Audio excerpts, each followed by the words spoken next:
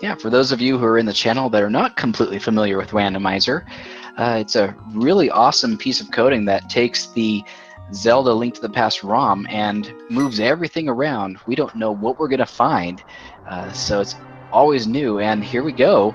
Uncle leaving the house as usual, and we're about to check out our very first chest and finding the boots. Oh. Woo! Now that is a good way to start out. Well, it's going to be a fast start here from both runners. They won't have a weapon quite yet, but they're going to have the boots. So we're going to see very, very quick dash up here to Magical Floating Bush, so called by me because it's just floating over a hole. Nothing underneath it.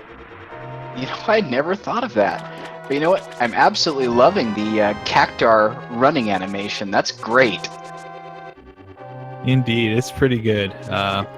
Bentglasstube and Herreteman getting bombs here, a little bit trolly at the start. Gonna pick up some magic and get a little bit, actually quite a little bit of love from the first chest there. Gonna be a heart, not the Sank heart though.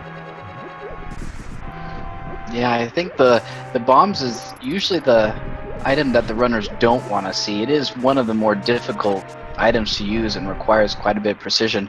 Finding that first heart container is really nice because in this early game, even seasoned runners can have difficulty depending on where things are and where they have to go. It'll be interesting to see what their bomb skill is coming up here. They'll have some opportunities to take out some of the guards here in the next section. It should take, I think, about 6 or 7 bombs to get through here. So we should see this very quickly. Nice little tactic there by Bentglasstube, trying to get him to chase. Ooh, missed that second one. Right, man. Oh, got one. Nice. They both got that one. That's very nice. And only 20 in that chest. Well, you know, starting off with bombs, you know, one thing that is nice is both of them are going to be able to get into that secret room. They're not going to have to farm for bombs. And of course, the goal at this point is also to get to around 70 rupees so that when you go to Kakariko Village, you're able to get to that bottle vendor, which costs 100. Mm-hmm. Interesting strat there from Herreteman using a bomb carry to take care of the green guard, while Bentglasstube is going to be just placing by default. Both runners actually doing a really nice job of getting the guard to follow into the blast radius of the bomb, and see Bentglasstube there using kind of a more traditional bomb approach, I guess, as we could call it. Traditional as in people started doing it in standard mode when this became a thing. And finding just the burrito in that chest, so no progression yet in Hyrule Castle, but we still have quite a few more places to check.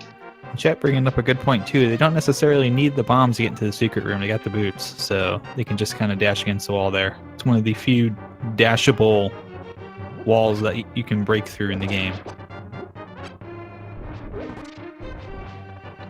And Some Herreteman pot strats here, making really good use of the pots, not only to kill the guards, but to refill his life, and finding the hook shot in Zelda's chest. Wow.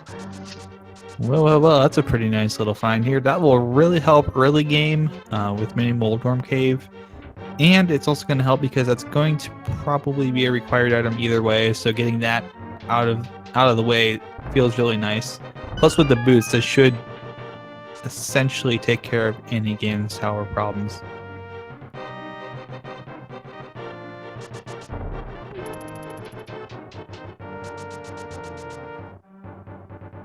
One of the things to keep in mind here as we're watching them is they're going to be heading up to the throne room, going through the sewers to escape.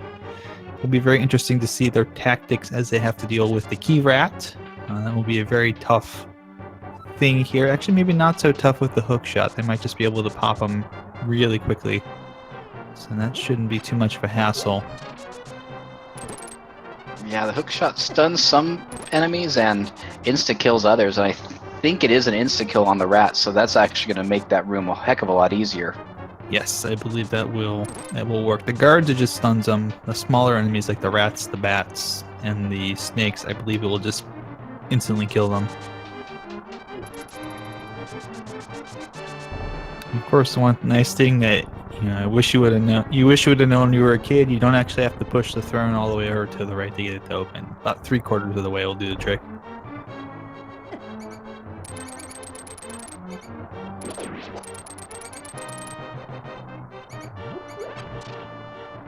So one of the newer features of this version of Randomizer is putting the uncle in there as a weapons dealer. He can have one of 7 different weapons, I believe. He can have the bow, the fire rod, either cane, a sword, a hammer, or bombs like we saw tonight. So some things are obviously easier than others.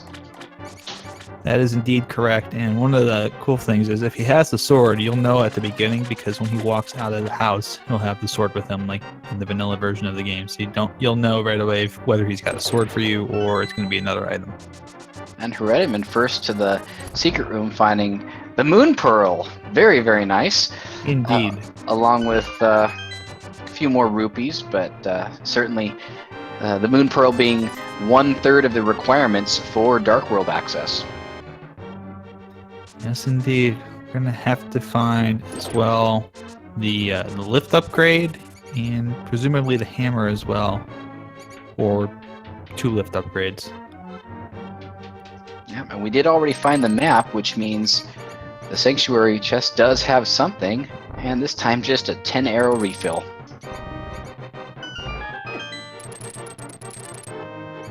And Herreteman out into the wild. That is Hyrule. Gonna be doing, looks like the standard check here.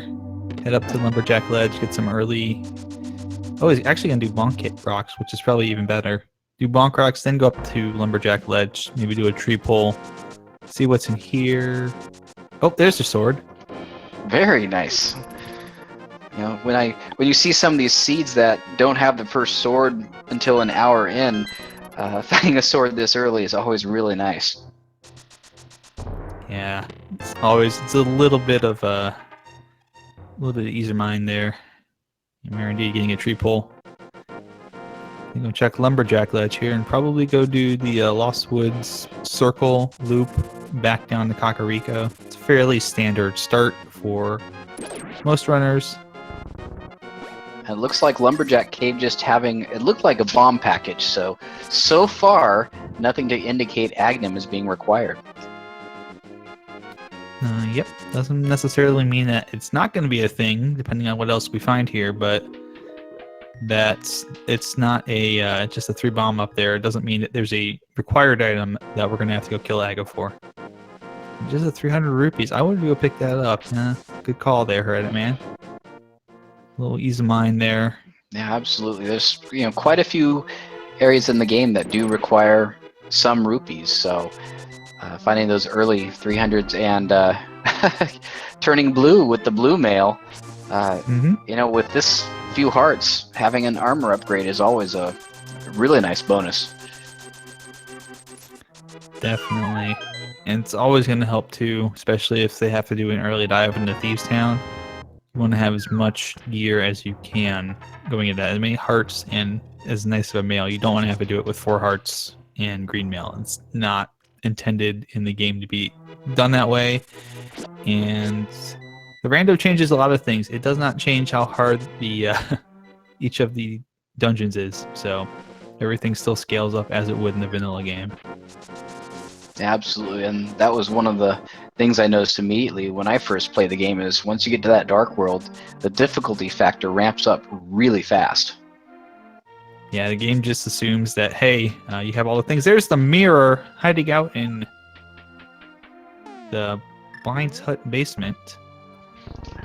Yeah, Herreteman also finding the Fisher Price My First Shield and the single arrow. Hope he doesn't use that all at once. Nope. Certainly hope he doesn't use it all at once. That could be very important. And bentglasstube picking up the mirror. Can pick up his single arrow here while Herreteman goes and checks out the well. Oh, there's that bomb. And he just gets a heart. That's the sand card, actually, right there. Yep, he picked up that Sanctuary Heart and got the refill. And you can always tell which one's the sand cart, by the way, because it's the only full heart you get that fills up your entire inventory of hearts, no matter how many you have or don't have. And finding the magic cape in there, so that raises the possibility of Bumper Cave. Mm-hmm. Also, potentially raises the possibility of Aga if we find the lamp here, and we get stuck at some point with the progression. Herreteman making very good use of the super speed using the hook shot. And finding the flute! Anytime you can find that flute while in Kakariko Village, that is a nice place because you don't have to go too far to activate it. So between that and the Pegasus boots, travel around the world is not going to be a slow thing this seed. Yes, indeed. It's going to be a fast transit seed here. The only better place you could find that, presumably, would be on the bottle vendor, because you could just go right over and activate it almost immediately.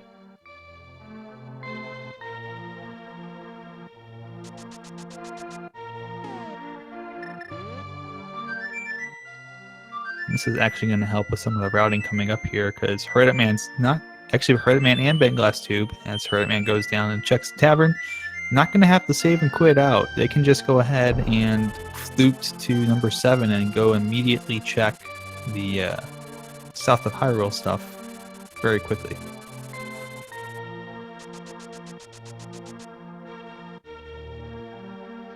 And not very often we can actually get the library item.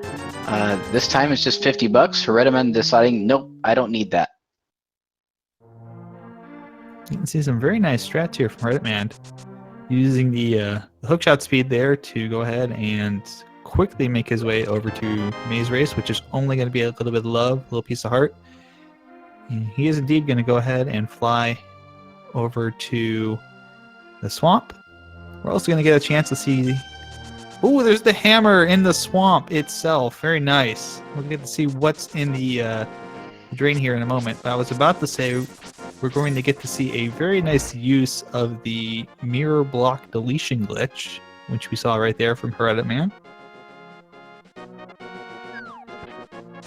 And another full heart container as the sunken item. So, you know, we're only 12 minutes in. We already have boots, hookshot, mirror, flute, and hammer. And of course, we only need a lift upgrade until we have Dark World access now. Yes, indeed. There's still a lot of places for that to be. Starting right off here at Mini Moldarm Cave. And bentglasstube, forgetting perhaps that he had the flute, could have fluted straight to 7. But that's alright. It's not going to be too much of a problem here with those boots. He'll be able to sprint right down there and get it taken care of. Not a problem. And Herreteman about to open the 5 locations here, finding 20 rupees, another 20 rupees, a piece of heart from the thief, 5 arrow upgrade, and a 5 arrow upgrade. So Mini Moldarm Cave being a little disappointing this time around.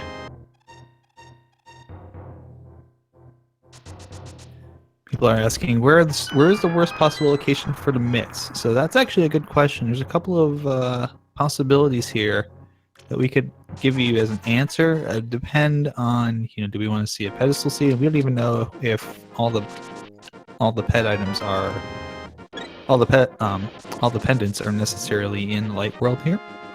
But if that's the case, if it was just a vanilla Light World, is bentglasstube gonna do the fish toss?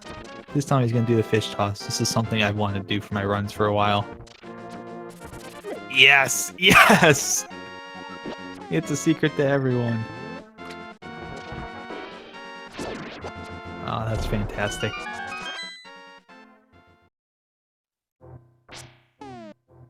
I love the fish toss. Okay, I did miss what the Ice Rod Cave item was because I was looking at the fish toss.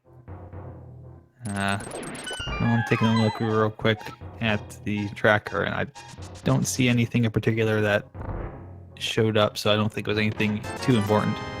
But we're seeing Herreteman go ahead and do the old man rescue using the flute to get up the Death Mountain to do this. So he's going to bypass the fact that you would normally need the mitts and the lamp to do it successfully.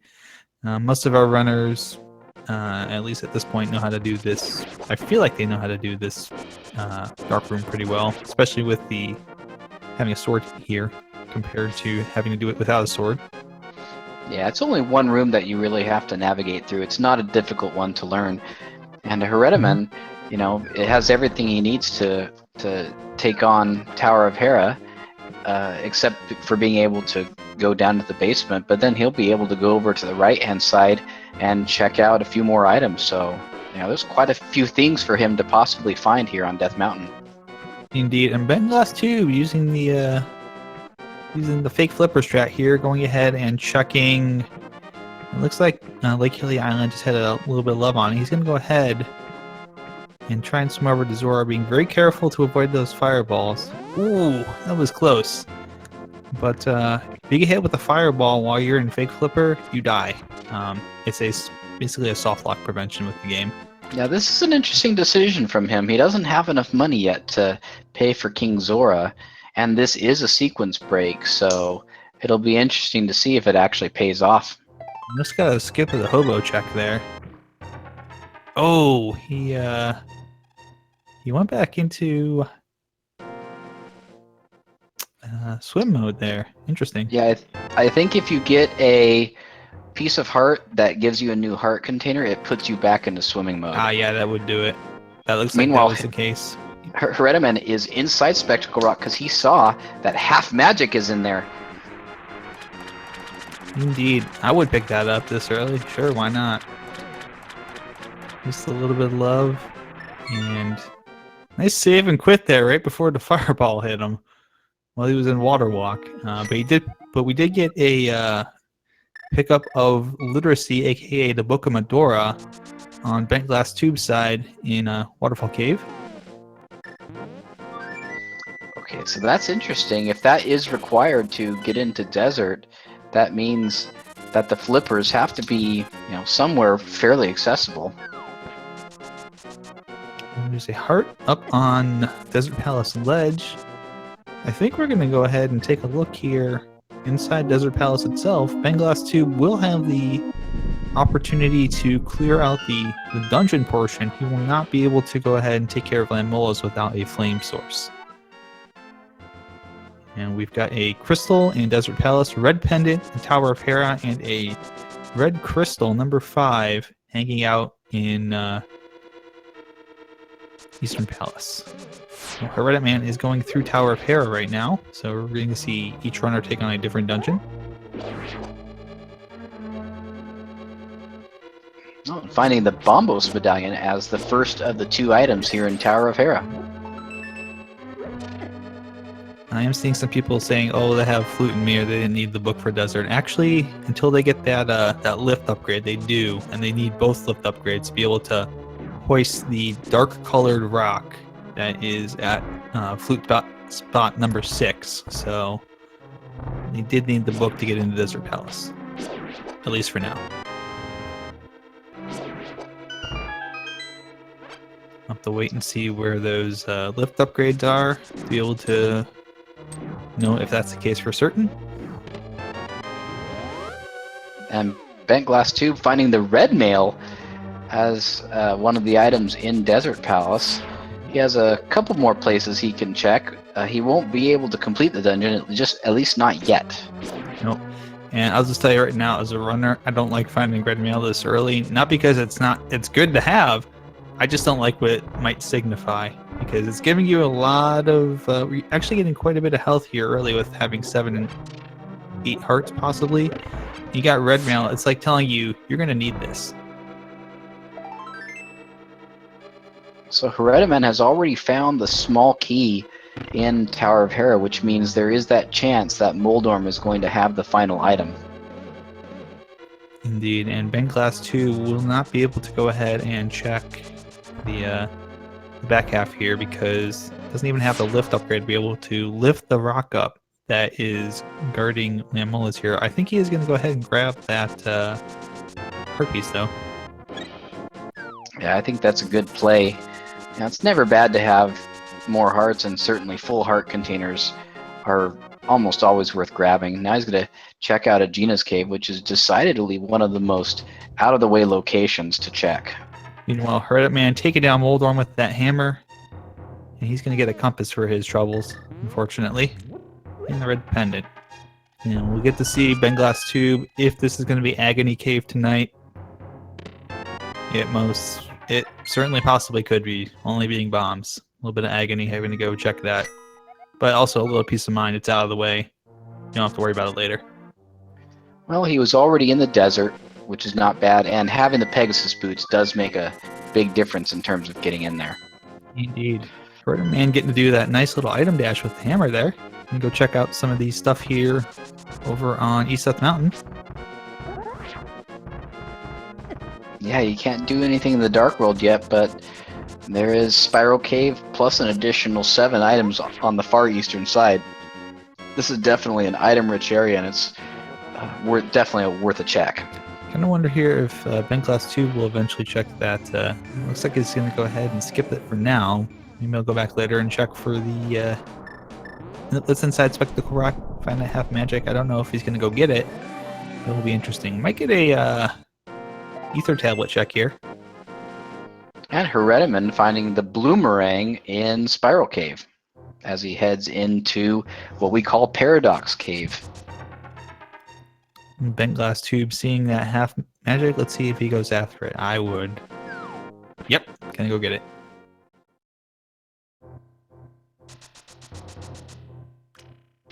And the first 2 chests in Paradox Cave just yielding some rupees and some bombs. But he's heading upstairs, and he still has 5 more chests to open. Indeed.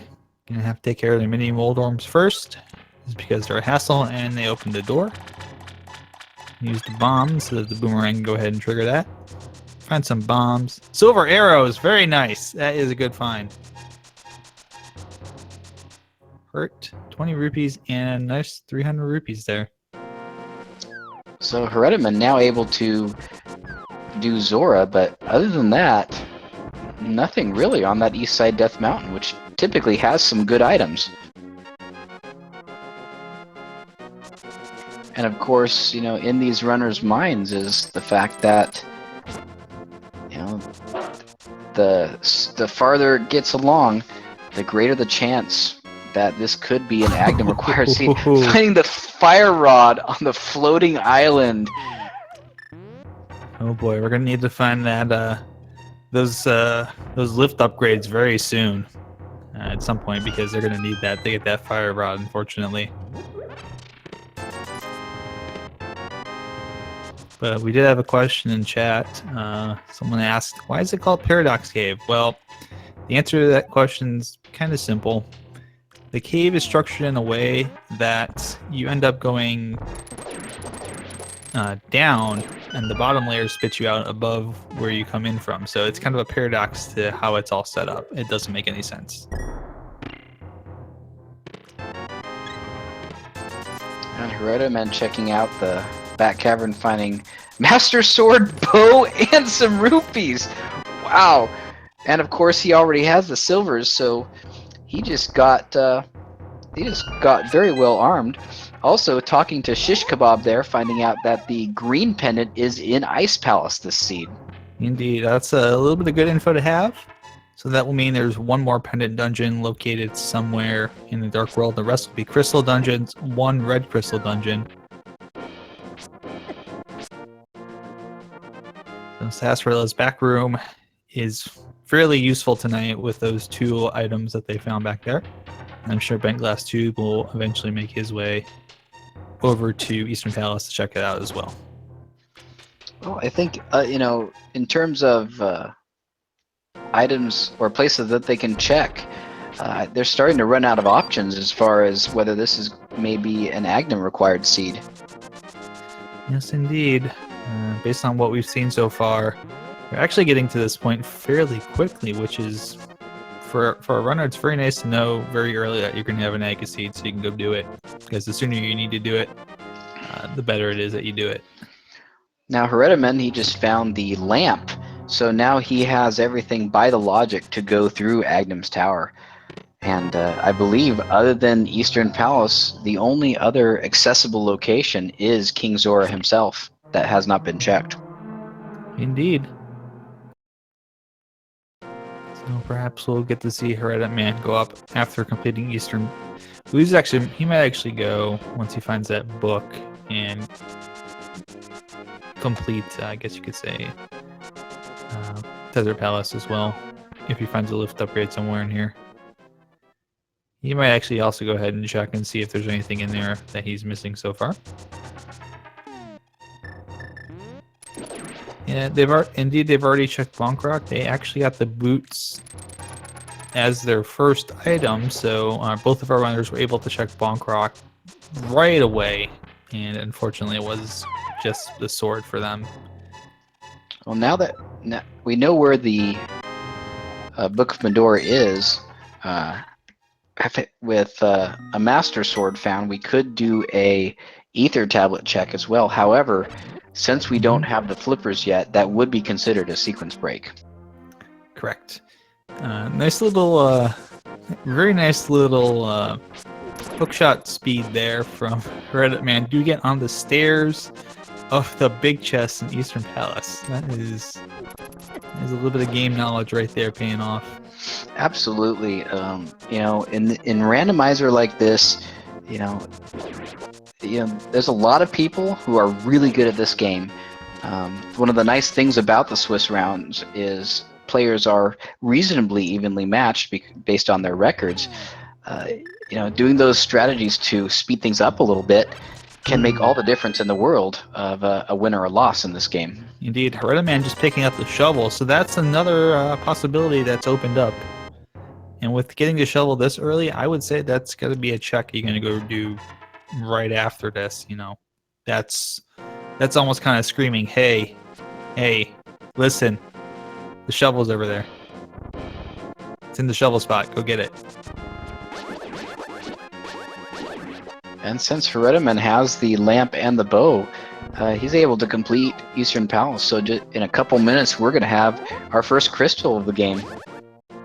Yes, indeed. So we'll get to see maybe if there is... Since we have a lamp source now, we'll get to see maybe there's a lift upgrade hiding out somewhere still in the world without having to go to Aga to do it.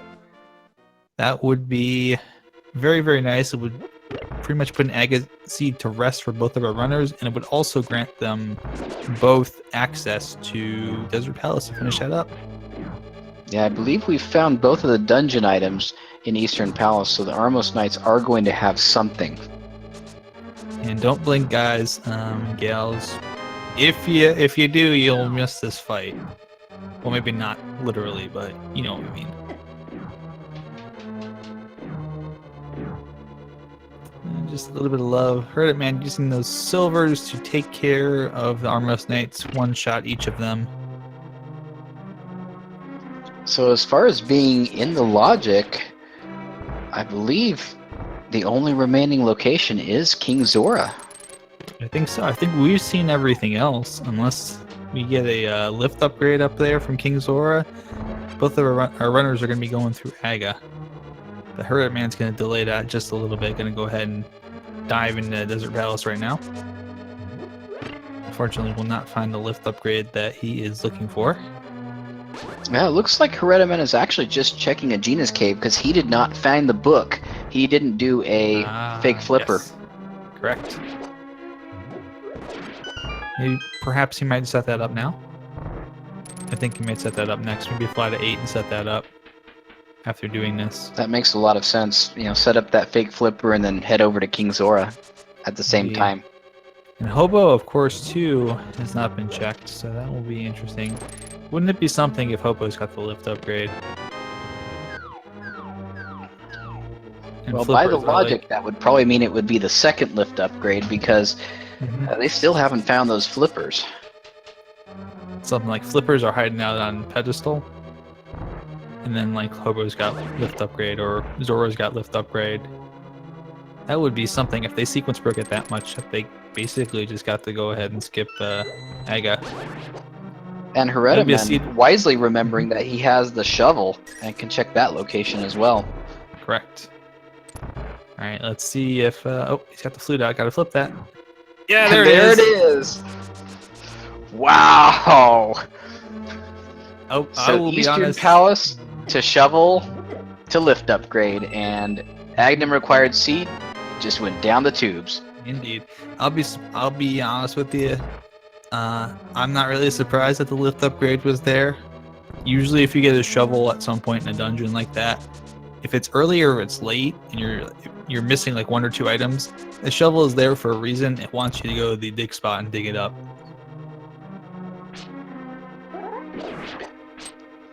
And Herreteman immediately head into the Dark World via Kakariko Village. This is a great option. 2 dungeons that can be accessed, 1 that can be full cleared, not to mention a few overworld items that are also available in there. Yes, indeed. So yeah, we're gonna have to delay our life lesson for a little bit here, probably. I'm getting a real quick check from Herreteman. The other Skull pendant, Woods. Yep, Skull Woods, and And the other Misery 5, Mire. 6. Yeah, Misery Mire is the vanilla. Indeed.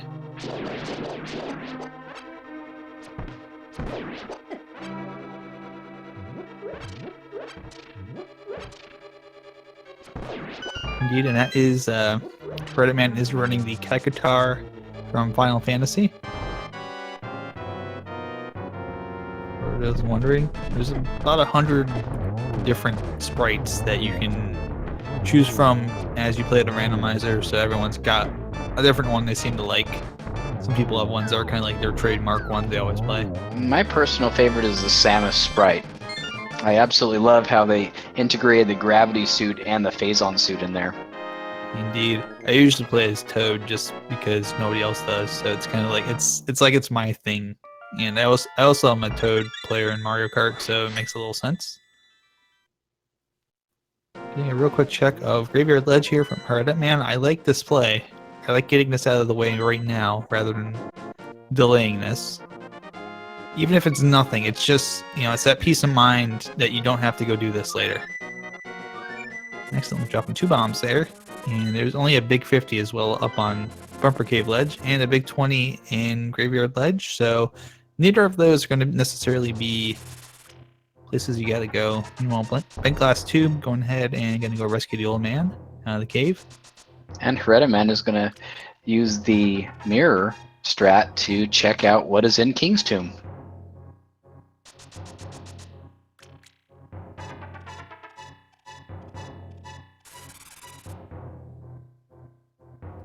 And that's a little bit low.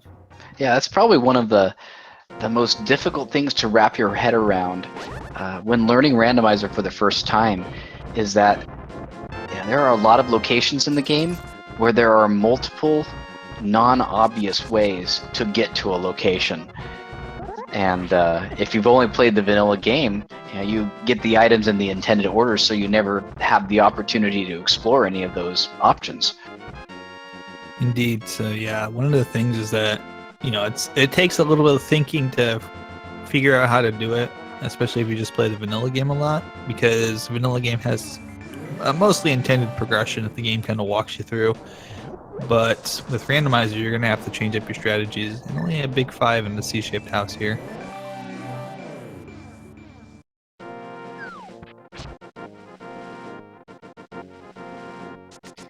Oh, and bentglasstube going to check ether. Yeah, it's still technically a sequence break, but not a bad thing to check. But only finding a 5-bomb upgrade for his trouble.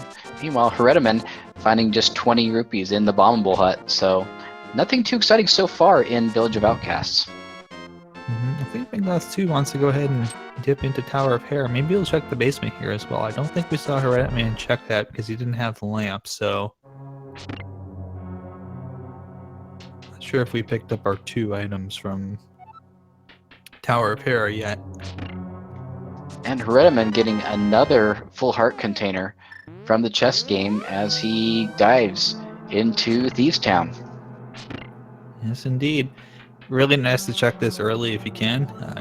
You'd be able to pick up 4 quick little chests here at the start. Big key is always in one of them because by logic, you need it to get to the second half of the dungeon no matter what. Yeah, Thieves' Town is almost always a good play. 4 unique items. Oh, first bottle. So now he'll be able to check the sick kid. But 4 unique items, and it's a fairly easy dungeon to route. Not a whole lot of variance in there, so definitely worth doing. And since he has the hammer, he will be able to full clear this dungeon. Yep, and you can see that. Chocobo's bunny sprite for Herreteman. Kekatar's bunny sprite being bats. Here's the big key.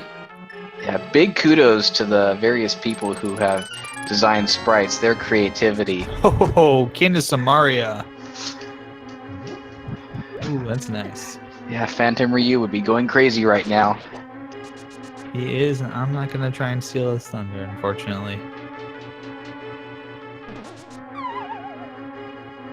Kane of Samaria required for sure this seed with Misery Mire and Turtle Rock, so that's yet another item checked off on the things that you need for Go mode.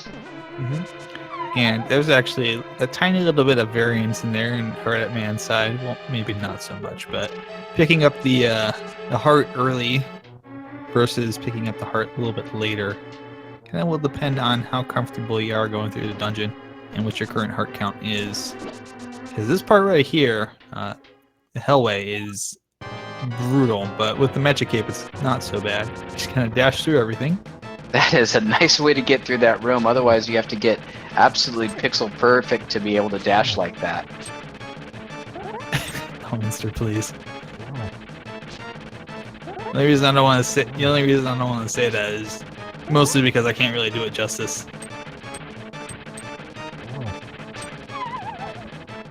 Well, and plus, if another commentator has a trademark, it's not right for someone else to do that.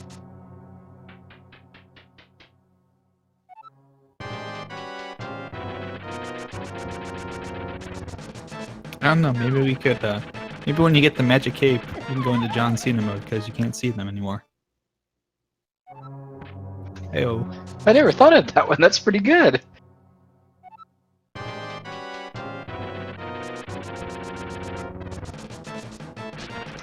So Chad is asking what's left for Go mode, and yeah, it looks like it's going to be the flippers. Both rods are required. We don't yet know which medallions are required. Both players have the bombos, which means they could have what is required for both dungeons. So, you know, at only 37 minutes in, we are fairly close to Go mode. Yeah, Tube's having a little bit of a rough time right now with. Oh, he got Moldorm. Having a little bit of a rough time with Moldorm, but still clutched it out there. Yeah, look a little frustrated, but he's got it. That's the most important thing.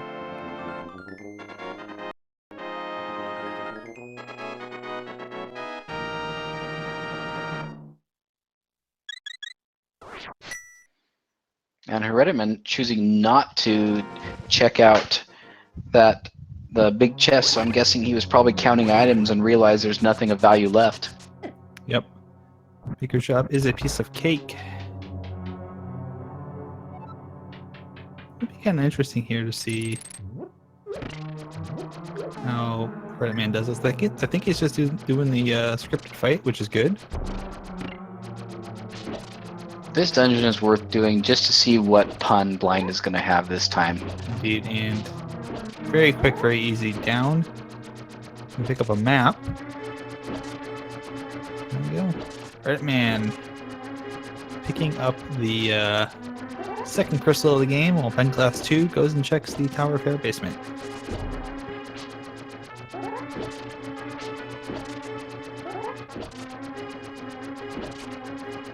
Yes, indeed. Flute does cover shovel, and Herreteman's already checked that, and we know it's a lift upgrade. Have to see if Bent remembers that as well. Let's see what's hiding down here. Just 10 arrows, unfortunately. And he's finding the red sword at Sick Kid, so Sick Kid having some real value there. Very nice. Why does a small child have a sword like that? Can it? What is with Hyrule? What is with you? What is with your lax regulations on swords here?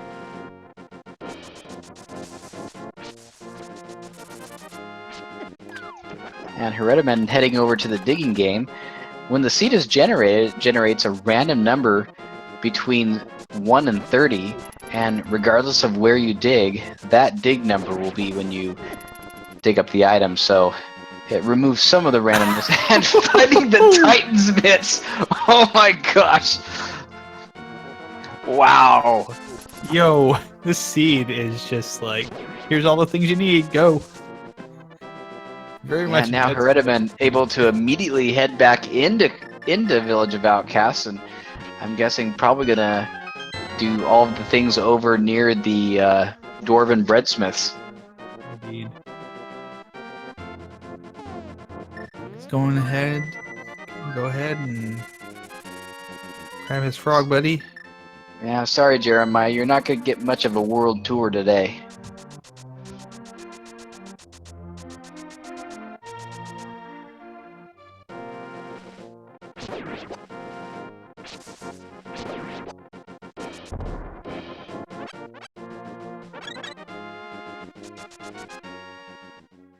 And Peg Cave just having 20 bucks. By the way, nice little thing that bentglasstube just did over there on the left. If you bonk against, I think against that tree, or I think there might be a couple other trees where it does it too. Apples actually drop out, and you can go ahead and grab them to refill some more hearts.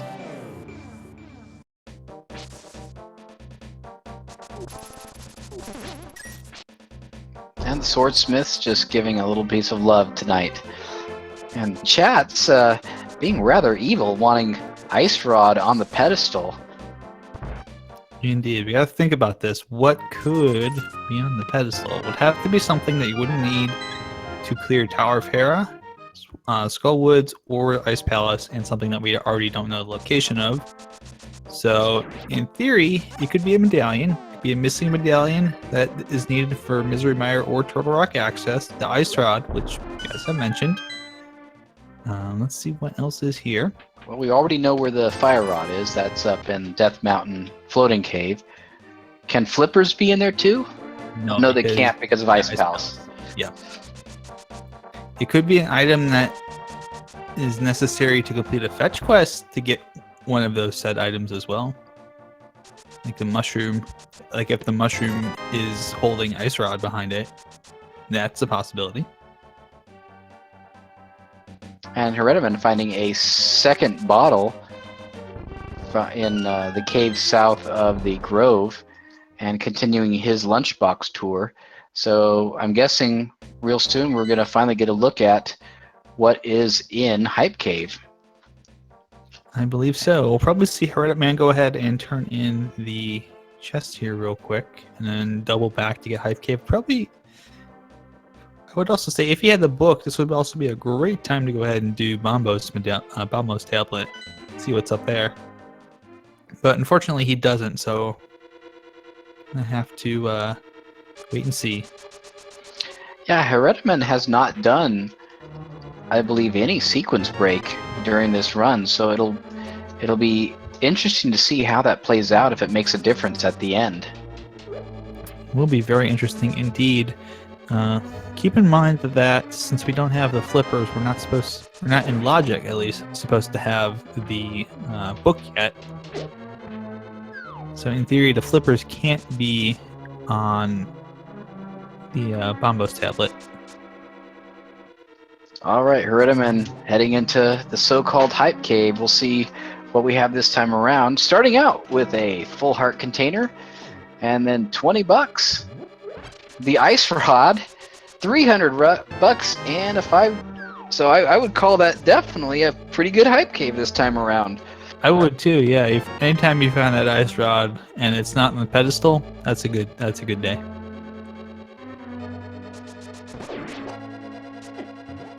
Yeah, Ice Rod is one of those items in Randomizer that can literally be anywhere. I think the only place that it can't be is Ganna's Tower and Trinex himself. So finding that when Turtle Rock is required, you just breathe a huge sigh of relief. That is indeed correct. Those are the only two places that it can't be, obviously, because GT is after anytime you would need the Ice Rod, And Trinex, of course, because you need the ice rod to actually kill Trinex.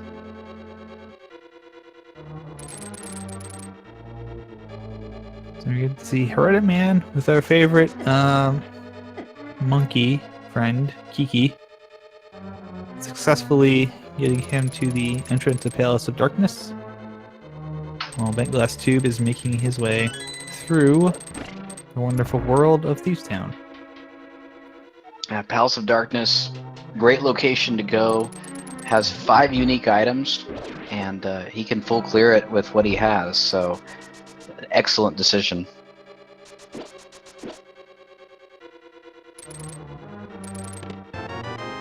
And it's also, of course, so it's going to be required.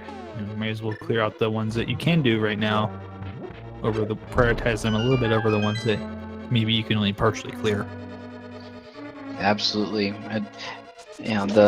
This version of the logic does tend to place a slightly higher emphasis on overworld locations than before, but when you're routing Randomizer, it's still always a good idea where if you have a crystal dungeon that you can clear, just do it. If nothing else, it'll give you more time to think and strategize of what you want to do next.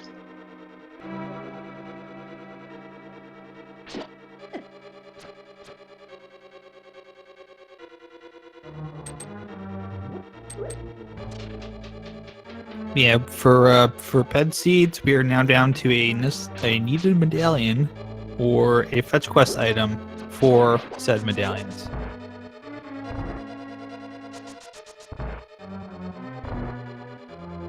So if we find Ether and Quake in the world here, then that's effectively going to end the ped seed. Or if we find out that for some reason we only need Bombos.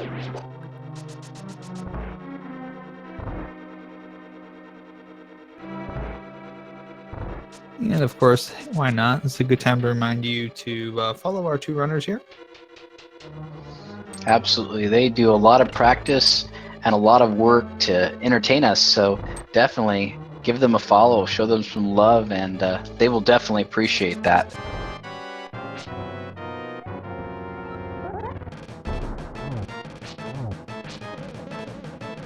I think my favorite blind pun is broken pencils are pointless, personally. There's too many good ones. I can't pick just one. They're like Pringles. And that's another one of those things that's been randomized. Various characters have randomized quotes. Uncle has one, and Ganon does one, and Blind as well. And don't forget our friend Cross Product hiding out in the tavern always has something kind to say. You know, I know he's there. I've never actually gone to that side of the tavern to check out what he says. Well, Cross Product always, whenever he runs, he always goes and chats with himself and creates a time paradox that destroys all of Hyrule. But whatever.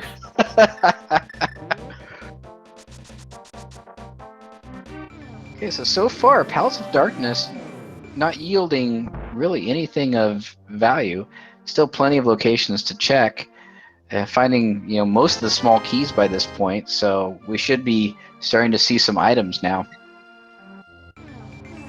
Get starting off with bombs here and the map.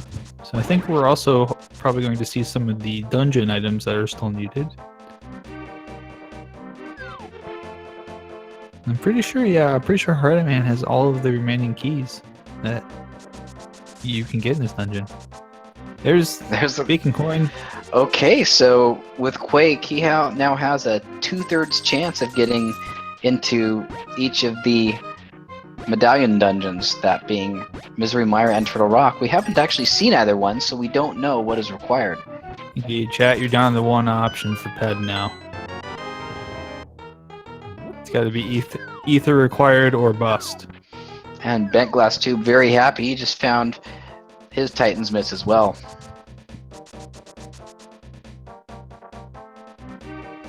Is this the part where we're supposed to tell chat that there's like a 5% chance of it actually being a ped seed at any given time? No? Okay. And Herreteman finding the compass, so that means the final item is resting with this Helmosaur King. And between the red sword or the silver arrows, this should not be a problem for him at all. That's actually, I see chat mentioning one of my favorite blind quotes. Because if you look at it really carefully, you can misread it super easily. The one that says Meyer requires ether, bombos, or quake. Because sometimes you'll see it and you'll be like, oh, it requires either bombos or quake, and you're like, wait a minute, no, there's the letter missing from that. Yeah, some of his puns are a little more subtle. You definitely have to be careful.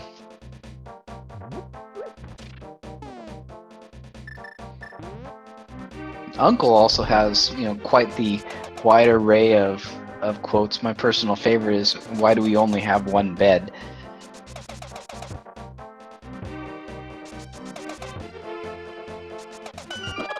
And bentglasstube showing off the hammer dash. Very, very satisfying to hear that as those pegs drop. Meanwhile, Herreteman is just a few rooms away from Helmasaur King and getting his third crystal. Yeah. Speaking of Uncle quotes, I don't know if you think what I'm thinking about that, but I would expect maybe for version 30, I would expect the steamed hams quote from Uncle at some point. I think it'd be just too much fun.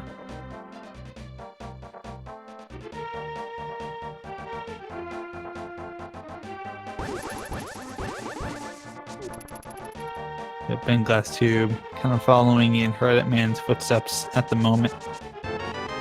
Seed's been pretty linear so far, actually. Yeah, for the most part, they've been able to follow just what we would consider to be the more or less standard routing.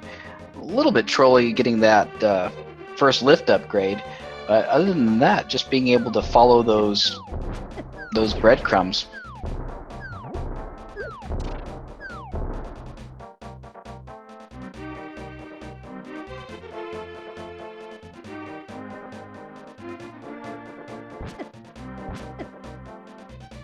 And one shot there from Herreteman. Those silvers making that fight really easy. Absolutely.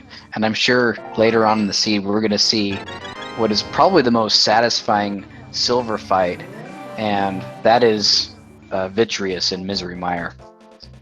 Indeed. Vitreous is always really easy with either silvers, or if you have the gold sword, also really easy. In fact, the gold sword is actually a little bit... Gold sword and Cane of Burna is actually a little bit faster than using the silvers. But it's fairly negligible as far as how fast it is. It's maybe half a second faster or something like that, I think. Yeah, being able to dash with the golden sword, it's amazing how quickly those little eyeballs fall.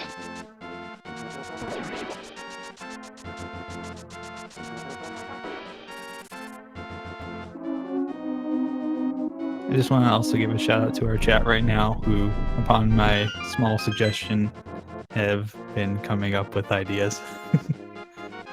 You guys are making me laugh. Thank you.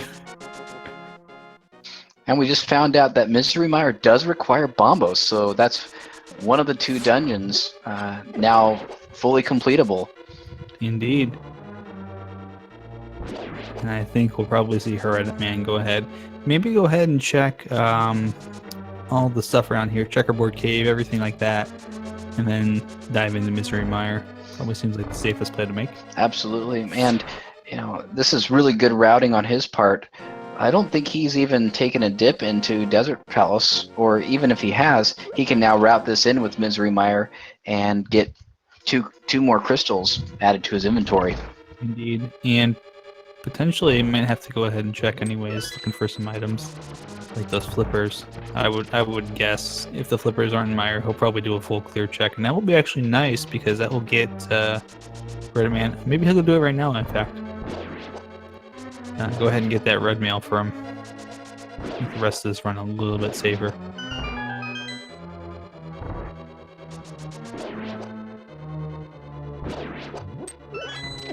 Yeah, most of the players of this caliber do not need the red mail. However, it's never a bad thing to have. And later on, there's some enemies and bosses that do a massive amount of damage. So having that extra layer of protection definitely can help.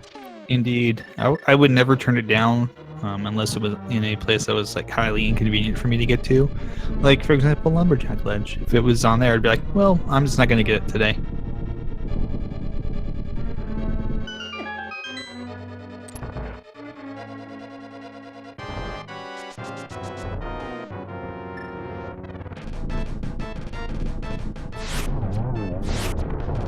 Red mail. Let's see. These guys go down real quick here. And I don't remember if we saw the second item in here yet or not, but with Bent Glass Tube doing the Land Molars fight, we're about to find out. These two players doing somewhat of a high five. This is the first time we've really seen them meet up in a single location in quite some time. Yep. Yeah, it was a small heart piece. That's right.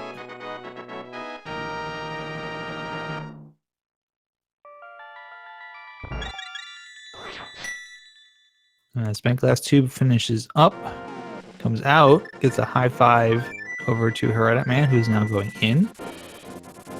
And Bent Glass Tube is going to go back to 6, so we're probably going to see him make a move to go to Misery Mire right now.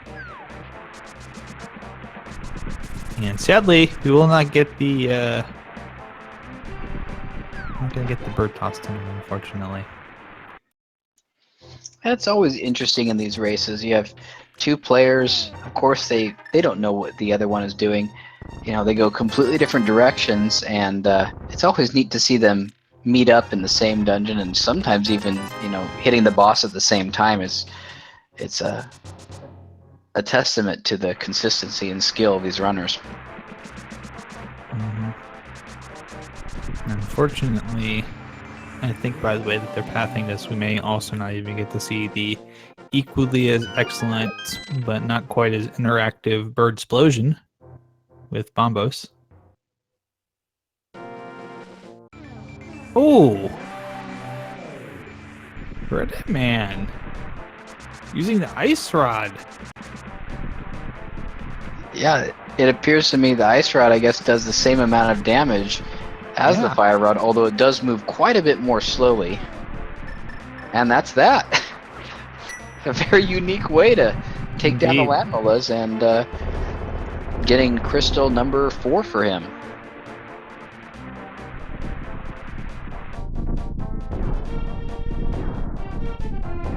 So I would suspect that we'll see Herreteman go into Misery Mire following Bent Glass Tube.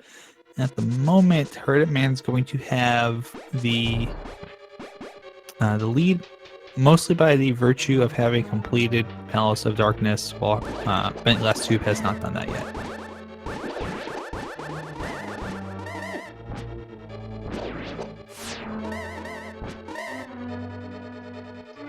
So Misery Mire only having 2 unique items in this dungeon, and of course we're still playing that game of where are those flippers?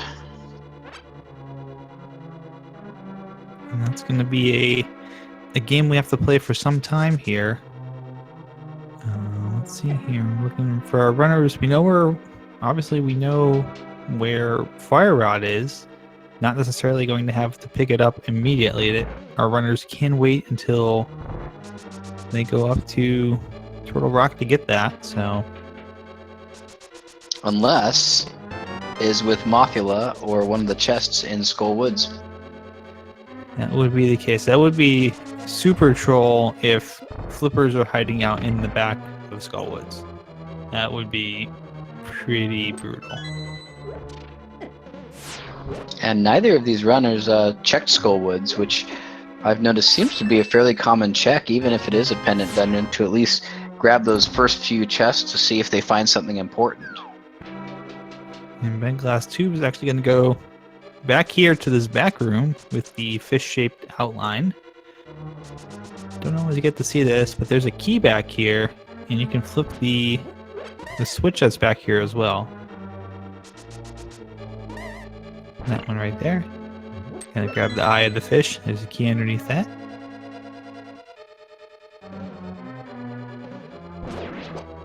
And this is actually a nice little shortcut here. Walk along the side there. Okay, I had no idea you could do that.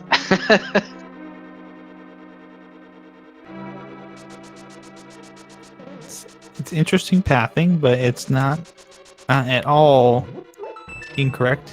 It's actually it's a nice alternative way. Perhaps I don't know if it's necessarily longer because I've never timed it out. Never timed it out at all, so I have no idea which way is the more efficient way to do it. And sometimes, if you're looking for a certain item, might be different ways to go about it. Yeah, I've seen a few different ways to route this dungeon depending on things. Some players, they'll get the small key and hit the crystal and then check out the different or the location across the webbing, and some players, they do the vanilla big key chest check first. So we have another high five, both of these runners in the same room, but Herreteman, unfortunately, pushing the wrong block and having to reset the room again. Indeed, it's going to cost him a little bit of time, but not too much time. It's going to be a very quick reset here. And yeah, the thing that was the shape of the fish was the room that bentglasstube went into. If you take a look at how it's all laid out, the room where he found that one key, it is the top half of it shaped like a fish. The barriers are kind of like the ribs of the fish, and the pot that has the key in it is the eye.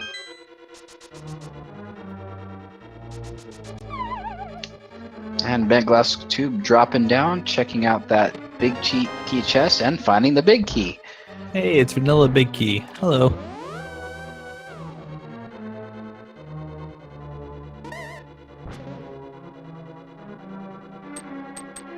I think that means we haven't found the items yet, so I believe that means we're going to see bentglasstube go back and check these last two chests, just for safety's sake.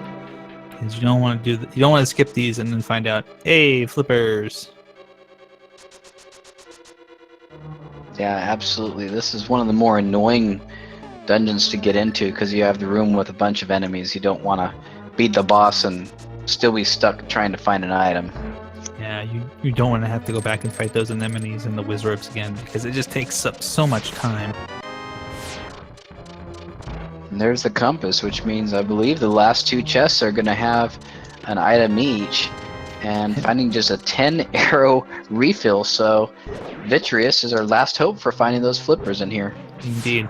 At least the only good news for this, even if they're doing a full clear, they both are doing a full clear, and you're going to have to do it anyways because it's a crystal dungeon, so you're going to have to come in here and beat this anyways. So I think at this time, neither runner's really lost any time by doing what they're doing here.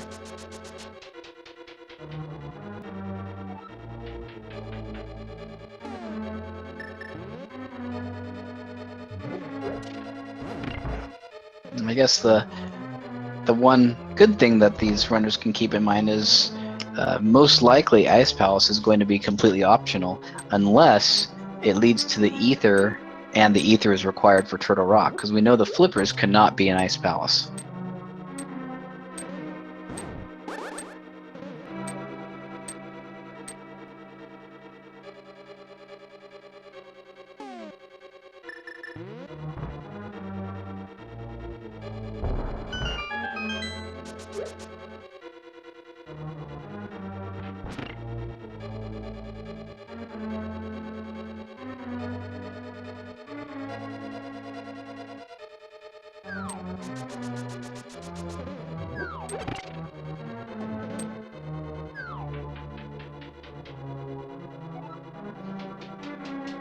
Now, of course, many of the other dungeons in the Dark World can be beaten using silver arrows in the vanilla game, depending on the order in which you do things. However, because this is one of the 5-6 crystals normally, you would never be able to use silver arrows on Vitreous.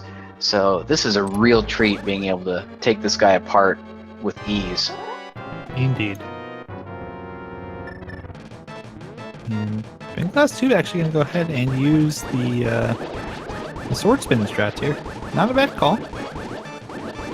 What I like about this is you can get 4 or 5 of them at a time instead of just having to pick them off one by one. So I don't necessarily think that this is, oh, this is not like using silvers, but it's just as valid and just as quick. We're getting to see Herreteman use the there's the flippers, And there they are. Wow. But Herreteman using the silver arrow shots there. So a couple different ways to take out Vidi. So if Turtle Rock requires Bombos and Quake, we can say that we are in no mode because we know where that fire rod is.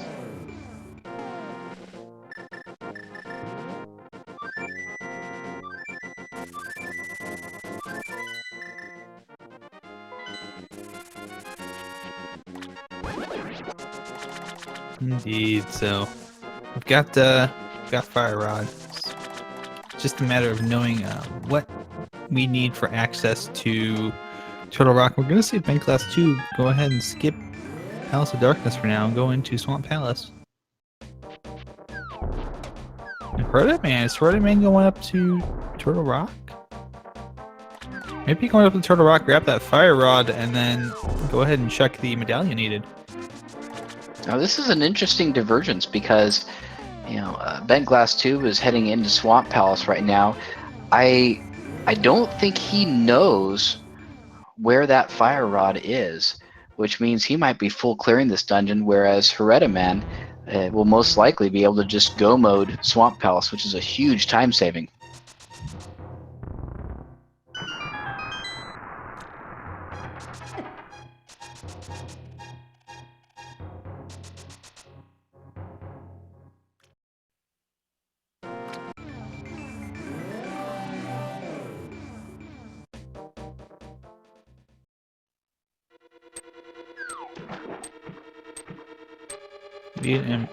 Bentglasstube also hasn't sold on Hype Cave.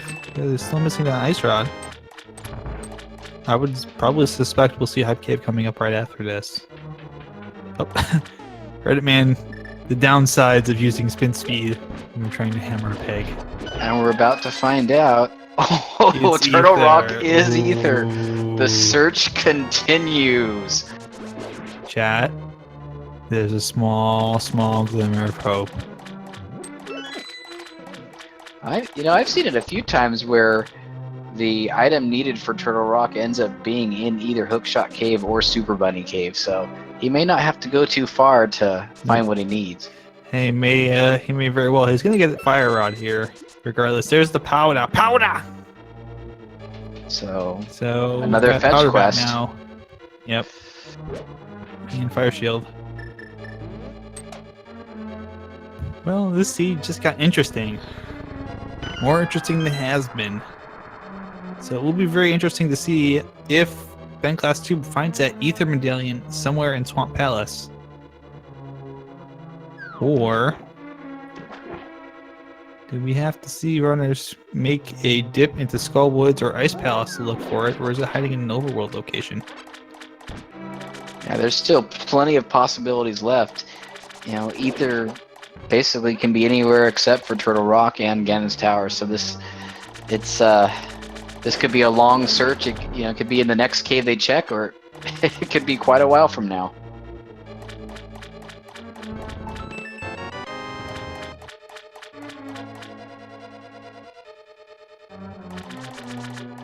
Also, this might end up working out to bentglasstube's advantage if for some reason the ether medallion is in Swamp Palace.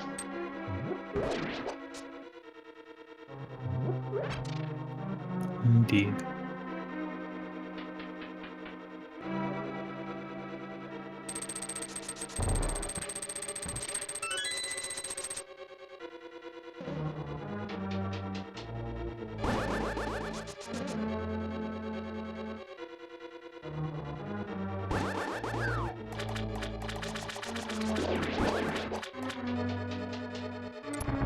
And it looks like Herreteman does not want to check any more overworld locations right now. He's going to head to Swamp and get that last crystal.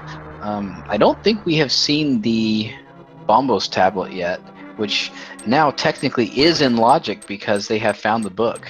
Mm-hmm. And neither one of them have checked, I don't think, to see what King Zora has.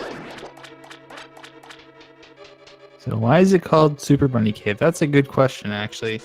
The answer to that question is because in that cave in particular, you can access both of the chests in bunny mode by essentially by doing a couple things and following through the gap there. You'll be able to open some chests while you're in the dark world without having the moon pearl.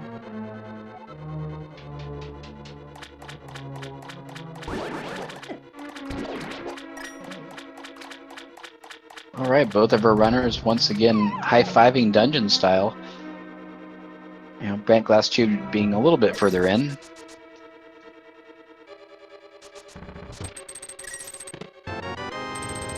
And there's the ether. Ooh. Bentglasstube finding it in the second chest on the left-hand side. So now he has everything he needs, but he doesn't have the ice rod yet.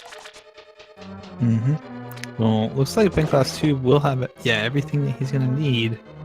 Doesn't have fire rod, doesn't have ice rod.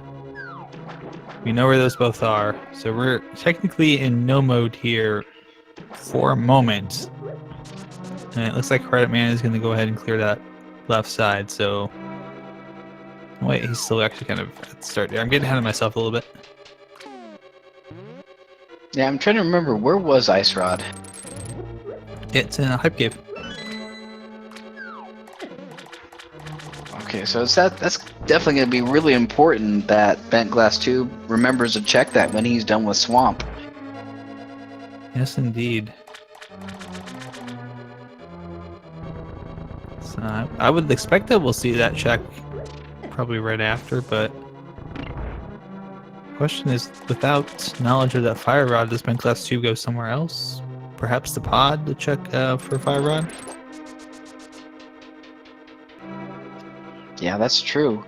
I mean, pod is one of those dungeons where, I mean, he has to clear it anyways, so it would certainly make sense for him to go there next.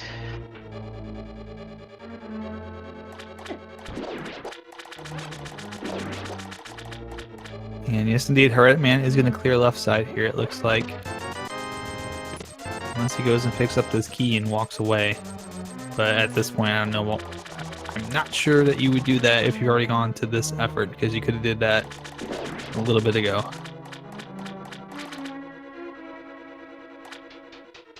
And the last thing you want to have to do is come back into Swamp Palace and do it all over again. Indeed. So we may be on the precipice here of a go mode for Herreteman. He is flooding that left side. I believe that means he's going to go ahead and complete that.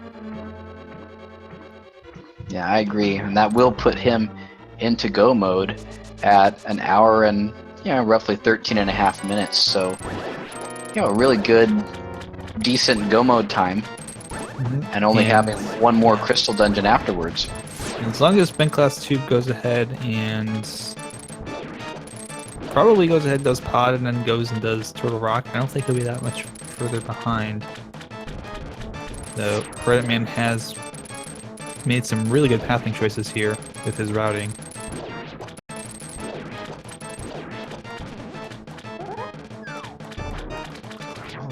He's also consistently made use of the Pegasus boots and spin speed and hookshot speed, all those little things to take a little bit of time off here and there, and it really does add up over the course of an entire run. Indeed, I was just about to say that even if it's only doing like 1 or 2 seconds at a time, just the constant use of it, those 1 or 2 seconds will add up to minutes over time. All right, and we are at 1:13:57. Herreteman now officially in go mode.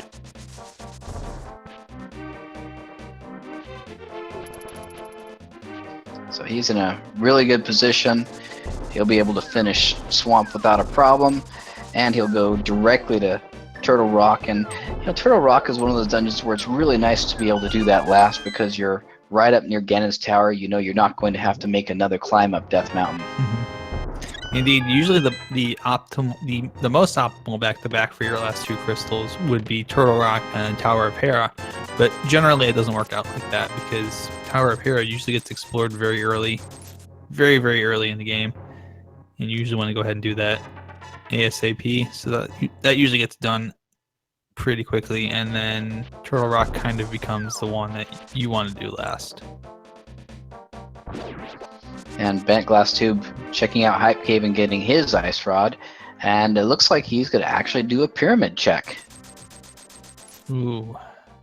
Of course, we know that's not going to be there, but it will be interesting if you find something that's going to be helpful, like half magic, that Herreteman hasn't found yet. Half magic was in the oh yeah, we've already found that. the Spectacle Rock Cave. That's right. And they both went and got that really early. That's why I forgot about it.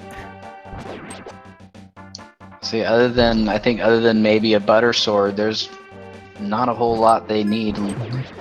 Riot Shield, that's about it. Yeah, and butter sword not really gonna make too much time since they have silvers. They'll be able to get through the Ganon fight pretty quickly as is.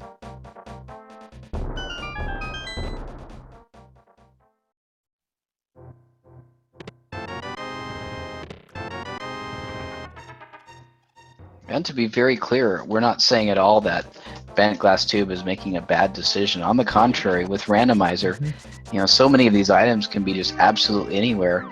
He's following the logic just like anybody else would. Indeed. There's no bad decision in Rando. There's just a lot of thought process into how you route and figuring out, where do I want to go next? Where is the game telling me to go next? And now he's going to go to Palace of Darkness, probably still looking for that fire rod there. And sometimes it's just, as simple as if you don't see something and your opponent does, or if you see something and your opponent doesn't, and just that knowledge of that location can be the difference between, 5 minutes in one dungeon versus 2 minutes in another.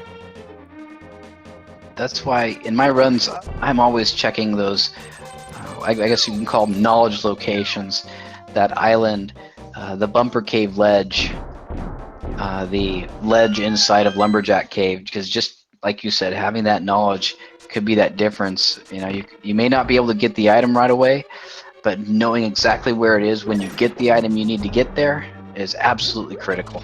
Indeed, it helps with your routing too, because once you've got those items, you can start to route in things. Like for example, Lumberjack Cave, that obviously that one helps out a lot because if you're gonna have to get Aga or not.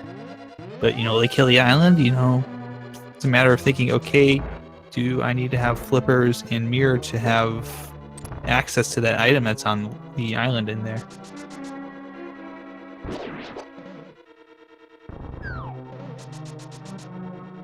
And again, floating island too, that would be another great example of that, like it was in this race.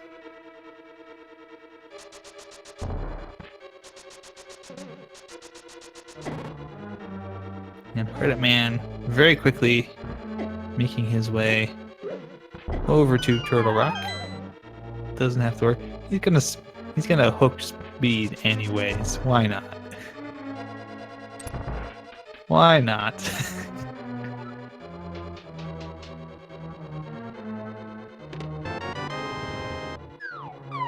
Bent Glass Tube picking up that big key, Palace of Darkness.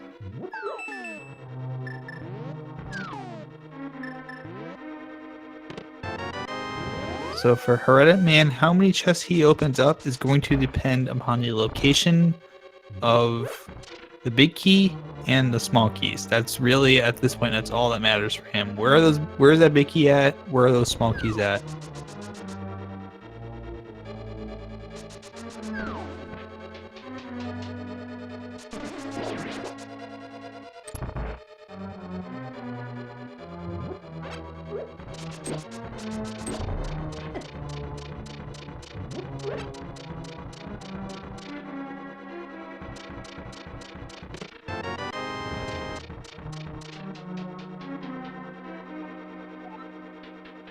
So Herreteman gonna go ahead, take care of the torch room.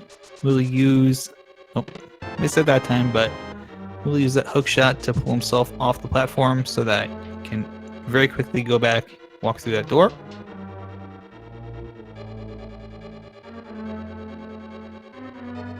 And there's a can of Burna. Nicely done. So these players finding almost everything they need to complete their inventory tonight. Indeed, and Herreteman's got 2 keys so far inside Turtle Rock. Still looking for that big key. Maybe hiding out somewhere up here. And if he can carry a key through the basement dark room here, that will probably be the best news for him, because he'll be able to go ahead and just go straight to Trinex without having to go on the laser bridge. And there's the big key.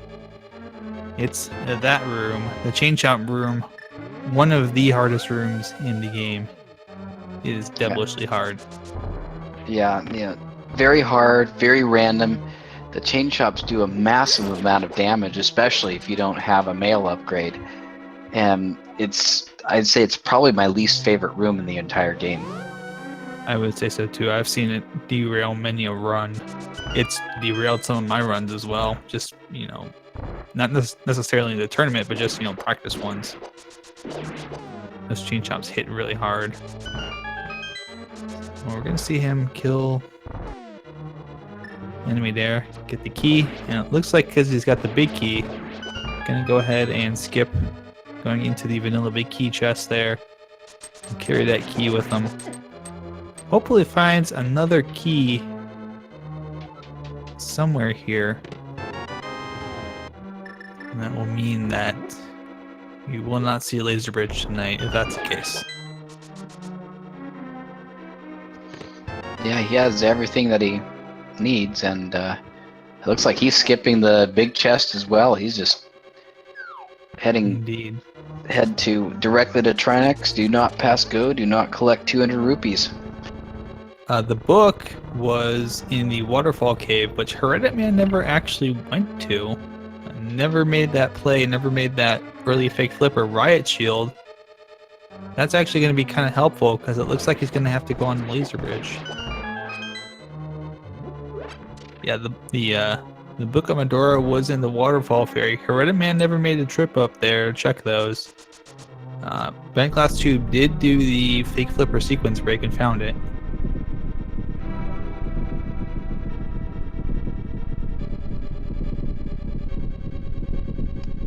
And speaking of bentglasstube, he's made his way through pod. Of course, still not finding that fire rod. We know where it is. And he's going to get his 6th crystal. And then we'll just see where he goes next. Herreteman working on a wonderful time here. 122 in the laser bridge. That's really pretty good. And that's where that mirror shield comes in handy. Getting through here. Now, the worst thing that he could find, I think, would be to find that the key is not in this last chest. It's in the big key chest. Boy, it couldn't be in the big key chest, but I think it could be in the big chest. Oh, but there it is. That's what I mean. The big chest. Sorry about that. And he's good to go. He can head right to Trinex now. So that gamble did pay off. Indeed, that was a good gamble.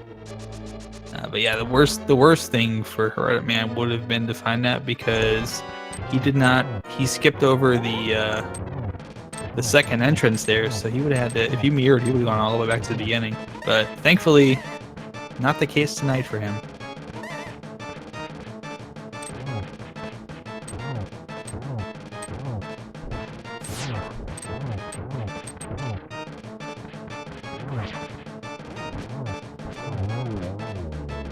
bentglasstube very quickly taken down. A little bit of frustration grab there. Just still kind of probably looking for that fire rod somewhere.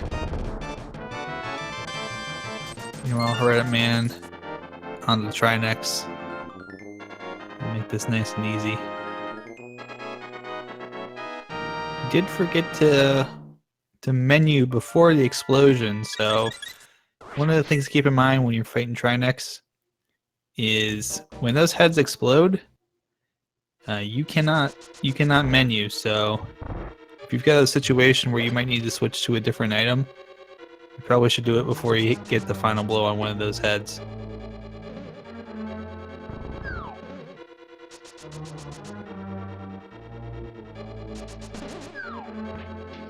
And Herreteman making fairly quick work, taking down Trinex and getting his 7th crystal, and doing a little bit of celebration with the fire rod at the same time, and getting the butter sword from Trinex. Yo, that's a nice find. All right, well, we've got 7 crystals down. I think you know what time that means it is. Well, It is what time is it, Nihon? Why don't you tell everybody? Well, it's time to go ahead and guess that big key location inside of Ganon's tower. We have 22 possible item locations here to pick from. And if you've donated 250 bits or more to any of the speed gaming channels, or if you are a subscriber and you guessed correctly, you will get to be upon the mighty wall of correct guesses.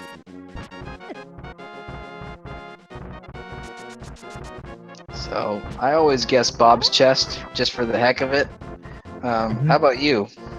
I'm going to go ahead and say number 12. I always guess number 12. It usually puts it in Rando room. Alright. Herreteman is going into the right-hand side to check the first 2 chests, and finding just 20 bucks and a small key. Meanwhile, bentglasstube is going up to Death Mountain, so we'll see where he chooses to go. Hopefully he goes near that island and sees that fire rod there. Indeed. Still looking for that big key.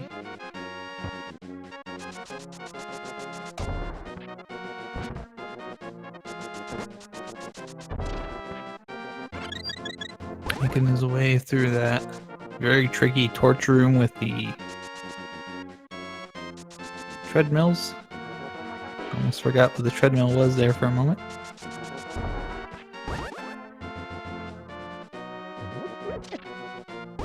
That's number 3. Number 4. Number 5. Ooh. Oh, can walk across there. Always gotta be careful there. Number 6 is not indeed on the right side. I'm gonna pick up that key and head back to the left side now. So everyone who guessed 6 or less, sorry, you are not quite a winner tonight. But thank you for playing. And bentglasstube, for a second there I was worried that he was going to go into Turtle Rock, but it looks like he unlocked it and he's going to check that side, so he should be getting his fire rod shortly. Indeed.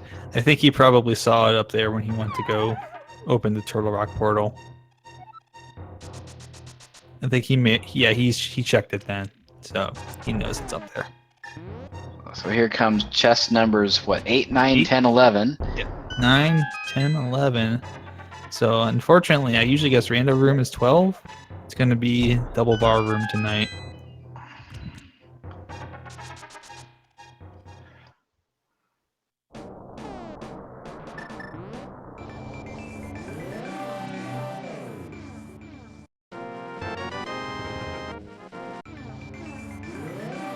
Come on, double bar room.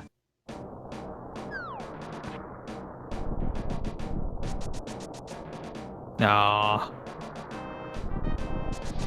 And finding just 5 rupees, the search continues. Meanwhile, bentglasstube got his fire rod. He is in go mode and entering Turtle Rock. Indeed. So coming up next will be the fire snake room, which will be chest number 13. Usually not a common place I've seen the key, but I have commentated the race where it popped up in there and surprised the heck out of me. So totally possible.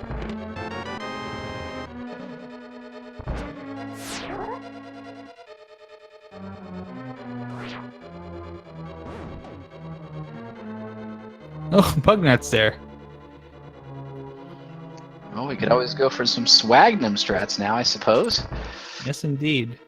And Herreteman gonna go ahead and check good old rando room now. which I like to call normal 12, because normally the chest 12, I guess, is intended to be in rando room somewhere. There's a heart. There's the big key. Chest number 15, I believe. Yes, indeed.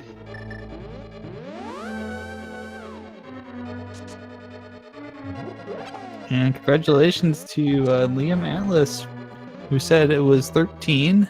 Got the closest guess without going too far away. So congratulations.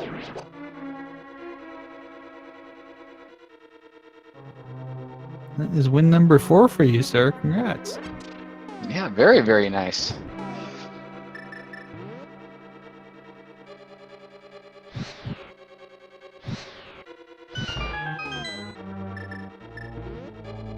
And keep in mind that the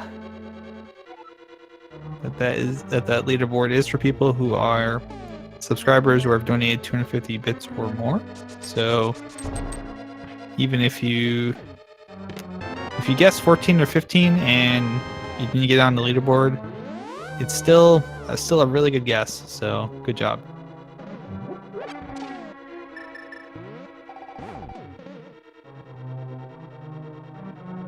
Let's see, Herreteman making his way up to Gauntlet, falls off, but that's okay. Because he can just kind of... Oh, he's actually walking through there. Could use the boots of dash through there with those iframes. It's a nice little strat, actually. Intentionally falling off and then dashing right through the cannonballs. Now begins the journey through Gauntlet, some of the most brutal rooms in the game in Ganon's Tower here. Yeah, a whole bunch of them, all in sequence. Especially those pink skeletons are just a real pain, since they have that magical ability to jump out of the way at exactly the right time. The thing about Gauntlet too is each room gets, I like to say, each room gets progressively tougher. Like, the first room is, okay, there's a couple enemies here, you gotta deal with them. Second room, okay, now we got treadmills and BMOS. Third room, oh hey, we added in spikes. Fourth room, oh look, it's treadmills, spikes, ice, BMOS. Fifth room, yeah, maybe a little bit less tough, but you still gotta deal with the Medusa and the BMOS, the entire floor being made out of ice.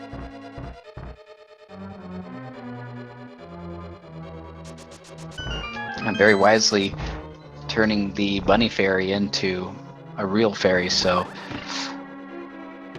Uh-oh. Bentglasstube has skipped the key. Oh. I think he might have skipped the pokey key over here. Okay, looks like he's going back to get it, so that's good. Yes. Meanwhile, Herreteman making very quick work of Landmolas.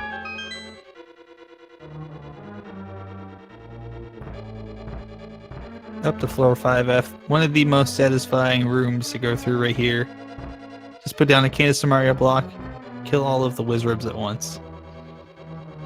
Yeah, this first room, really easy to learn. Second room, I still haven't quite gotten the hang of this one.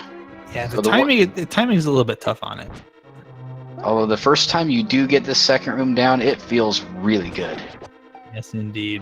And we saw Herreteman do a very good job clearing out those wizrobes.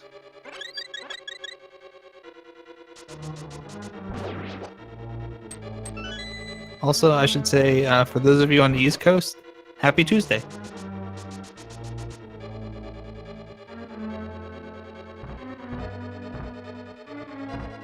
And Herreteman taking a fall. It looks like he's going to wait patiently for the torches to go out and redo this room. That's another nice little strat there. Another falling off strat right there. Just fall off the edge. Resets to the other two torches very quickly.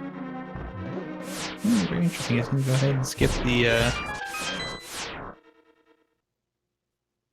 extra little bit of magic there. Good thing he didn't miss a shot, because I think he doesn't have enough to do another fiery rod shot anyways. Yeah, fortunately, he knows he's going to get a refill in the next room, so he's in great shape right now. Oh yeah, that's also true. It's also May now for those of us on the East Coast, so happy May 1st, everybody who lives in Eastern Time Zone. Also, happy May 1st if you're watching this from Europe or Asia or wherever. We're glad you're here. Thank you so much for being here. Well, I guess for me, I'm just going to have to wait another 3 hours to celebrate May 1st. Yes, indeed. Herreteman gonna go ahead, take care of Moldworm 2, skip the final chest, and just make his way up to the second Aga fight. Meanwhile, But really, it's the first Aga fight. yeah, bentglasstube, heading into the laser bridge area, so he's not too far away.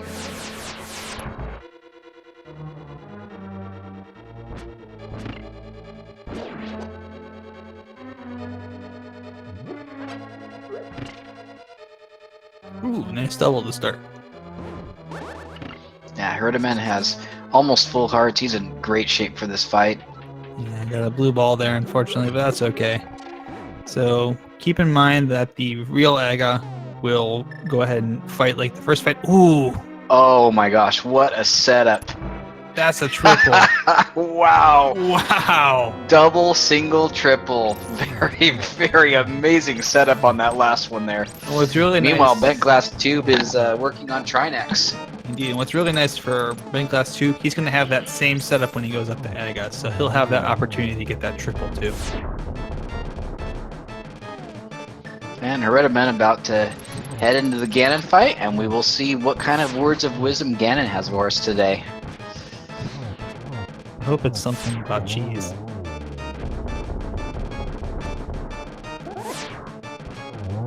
Ah, it's breakfast. No, it's good advice. Whole grain breakfast, right? Great for your incredible insides, yeah. And this will be fairly quick from Herreteman. Gold Yeah, sword, definitely. silver arrows. Yeah, definitely. Having that upgrade to the gold sword definitely makes those first two phases of Ganon a lot easier, being able to easily one cycle both of them. Indeed, we're already on to phase 3. Ganon giving a little bit of the warps here. And bentglasstube getting his butter sword and 7th crystal, so he's gonna head into Ganon's tower right now. Indeed. Did you find any arrows on Death Mountain? Sure did.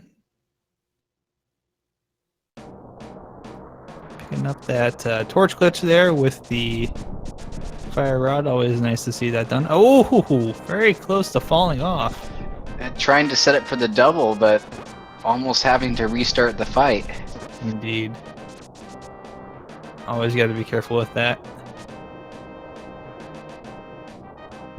Got 3 shots. Ooh, picking up that red potion. Using that pet red potion, I should say. Just Yeah, got that's one more shot to go here. Yeah, neither one of these runners actually visited the magic shop to get any potion whatsoever. And Herreteman takes down Ganon, and all he has to do is head through the door and into history as he continues in the Swiss portion of this tournament. Well, indeed. Continues with a chance of making it to the bracket stage, I guess you should say.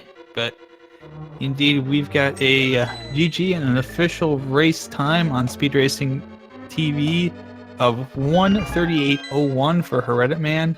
So very well done. Very nice. Very fast seed here.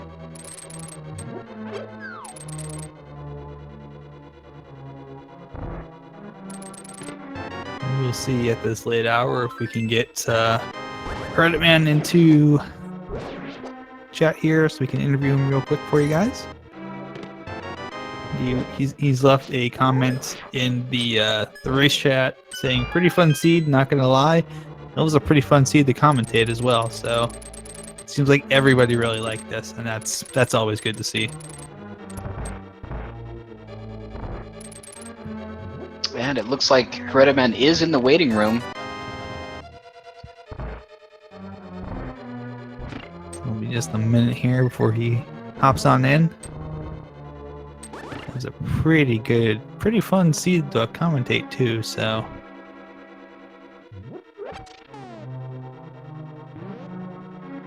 bentglasstube going again. Making his way through Gauntlet here shortly. We'll be picking up that big key in Rando Room. And we are now joined by Herreteman. Herreteman, Yo. good game. Well done. Thanks. It was a pretty fun seat for a change. I don't know. I've never seen something like that. Especially if I rode in Skylot was nice for routing. I don't know if there were many route differences, but Well, I would say that turned out to be one of your advantages, is you actually did check that island pretty early, so you knew all along where that fire rod was. oh yeah, I decided to just check everything in Death Mountain really early, as early as I could. Basically, I think I had hammer at that point. I'm not sure right now. I know I finished Hera and I shouldn't have done that. I think it was my only mistake, really. But yeah, I decided to do everything in Light Death Mountain in one trip, and it really paid off. Yeah, I think I was that happy with certainly. that. I think that certainly paid off as far as your routing. You were able to get a lot of stuff done there. Was there any one item that you think that you were having a little bit of difficulty finding, or might have been a little trolly tonight, as far as trying to find it? Honestly, nothing. I mean, I had basically everything open up for me. So I just decided to do many dungeons and I found the flippers on Vitreous, I think it was. So That would be correct. That was pretty fortunate.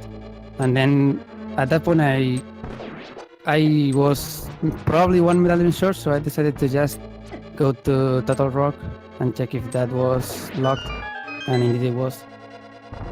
I was really happy to find it in Swamp, so yay. Nothing troubling me. Yeah, nowhere in the seed did either of you go into Skull Woods or Ice Palace. Both of those dungeons were completely optional. I'm really happy about not going to Ice Palace, really.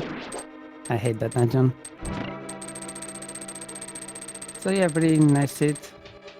I'm not gonna lie. How is my opponent doing, by the way? He's just making his way into Gunland right now, so not too far behind. I think a lot of the time advantage you gain, and one of the things we noticed too, you were doing the hook dash speed strats like all over the place. Yeah. And it was kind of funny to see you just do like little tiny ones, but I think that actually did help quite a bit with gaining, maybe like half a second here, a second or two there. And just over time, that really seems to build up and give you a little bit of a cushion. I mean, getting boots on the first chest is really fortunate, and then getting hook shots so fast. I don't know how to spin speed, so if I get those two items really early, I just do that everywhere. Yeah, I don't blame you. Spin speed's a little bit difficult to learn, but hook speed's a lot easier. So speaking of finding those items early, you got an early boot, you had early hook shot, early flute. You guys had a lot of mobility early, and the ability to go to a lot of places. So do you think that changed your routing at all? Actually, yes. During Hyrule, I was just really afraid of it being an Aga seed. I was basically one item location away from going to Aga, and that was the various gloves.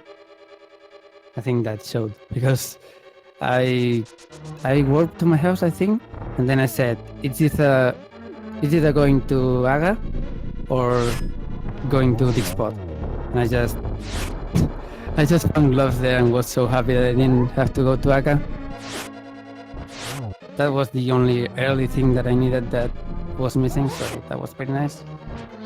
And speaking of the early game, one of the new features of this randomizer is the creation of the uncle being a weapons dealer, having 7 different items he can give you. This time around it was bombs. What do you think of the new uncle, and how did you like the bombs as the weapon of choice this time around? I hated them. I don't like bomb start. It's the worst. It's really hard to hit the bombs when you actually need them. So when I found the hook shot, that was my saving grace for escape, really.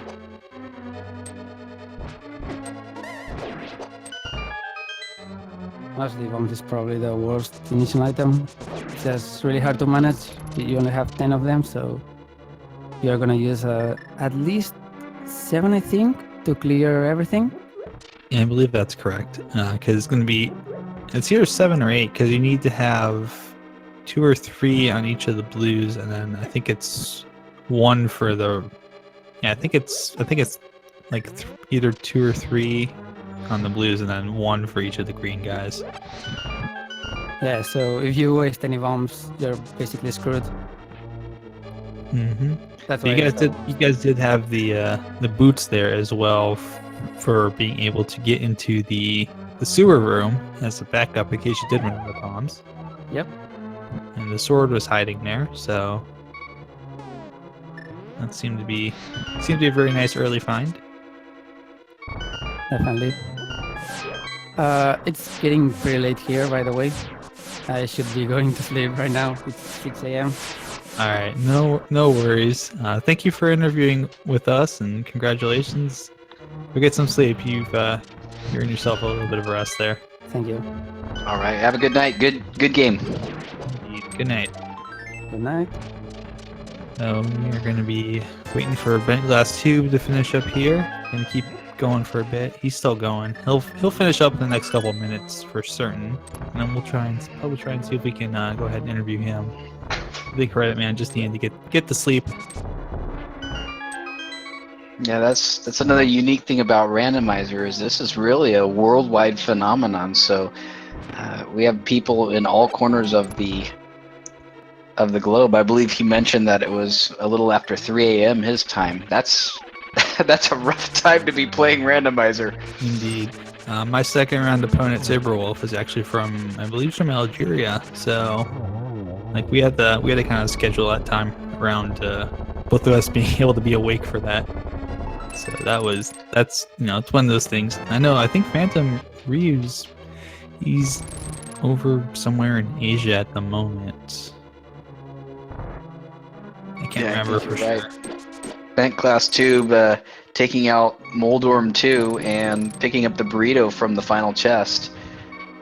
And he's just a couple rooms away now from Magnum 2 and closing the seed out. He's got only a heart and a half, but he does have fairy, so he does have some safeties here.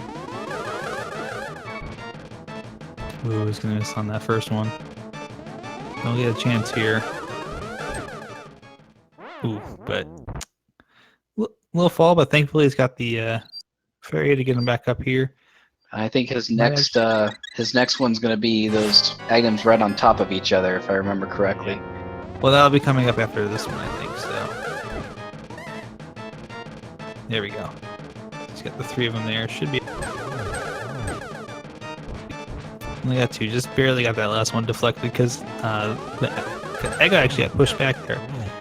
Ooh, we got another double there. Was that a double or a triple? It looked like it could have been a triple. It was one of the shots went wide.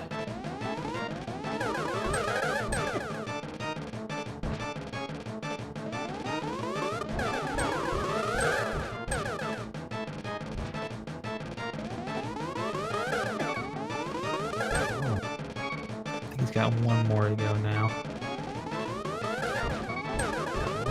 Nice deflection there. There we go. So the most difficult part, getting through Aga 2, because now you're clear of Ganon's tower. You don't have to do Gauntlet again in case you fall there.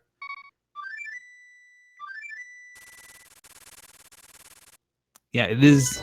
He did say it was 6 a.m. for him. So yeah, very early in the morning, but still great to see Herreteman here pulling off a great run. Bentglasstube gonna go ahead, drop down, take on Ganon.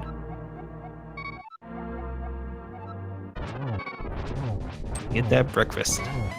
He's a little low on hearts, but he has 1 more fairy, I believe. Correct. He's gonna use the cape strats, which not a bad idea. Go ahead and use those cape strats, get those sword swings in. Avoid those fire bats, which will do a ton of damage even with red mail. So.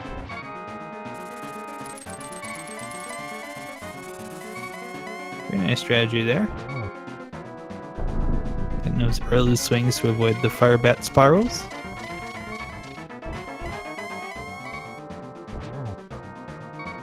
And there's 2.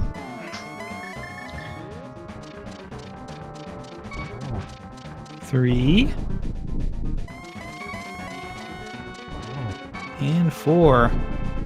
Did you find the arrows on Death Mountain? Sure did. careful. Oh, he's going to miss torch glitch, unfortunately, but he's got half magic, so not much of a pain. I think he's just going to kind of dodge here until that first torch goes out and try and light them both at the same time here. And be careful, he's just trying to get pattern right. Yeah, the Ganon fight is definitely not something you want to rush, because one hug from Ganon and that's it. Especially at 2.5 hearts here. Ooh, ooh, ooh! Very close. So, go ahead and do that. Still got it. He's still alright. And that's 2 silver arrows so far. Oh, he's fallen, but he's got that fairy, so we're still okay. Just 2 more arrows to go. Fire rod back out. Very carefully light those bottom torches. One of the things to keep in mind if you're going to use the fire rod is Ganon will block the fire bolts from your fire rod if you are if he's standing in between.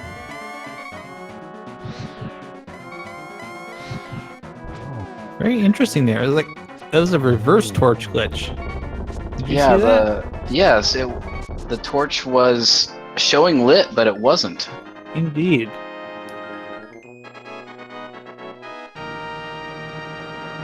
And bentglasstube proudly holding his golden sword up and dashes through, and this seed is done. Indeed, and bentglasstube gonna finish with an official SRTV time, 1:51:20.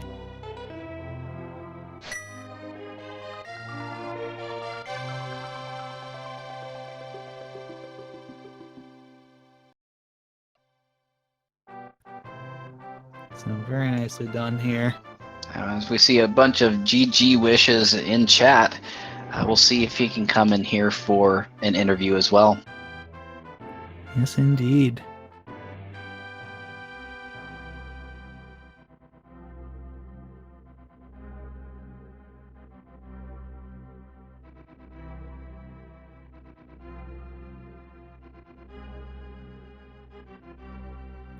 Yeah, looks like he's gonna pass on the interview tonight, which that's all right.